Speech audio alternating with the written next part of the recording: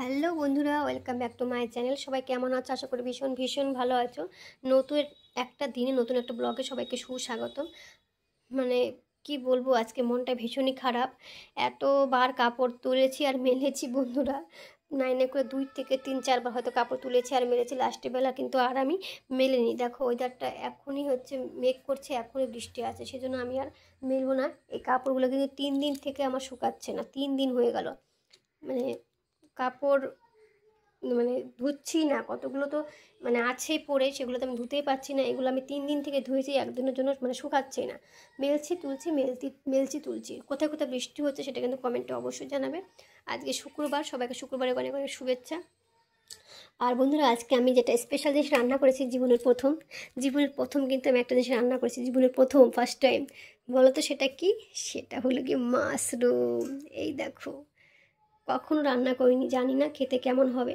ঝোলটা শুকিয়ে গেল বাবা, ঝোল ঝোল করে নামিয়েছিলাম কিন্তু ঝোলটা টেনে নিল। মাশরুম করেছি, এখানে আলু পটল, তারপর হচ্ছে পেঁপে সেদ্ধ, সাথে আছে আরও তরকারিপাতি আছে নিচে, ওগুলো আমি আর তুলিনি।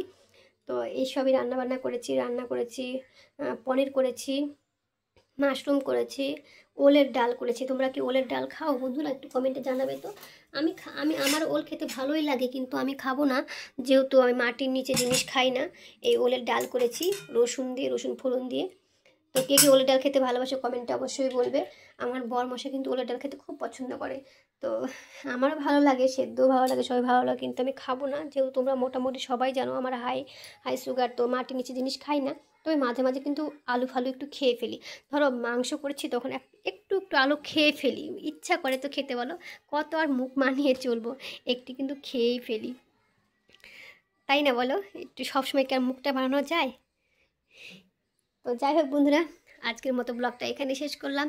সবাই ভালো থেকো, সুস্থ থেকো, নেক্সট টাইম আবার দেখা হবে। আজকের মতো টাটা, বাই বাই।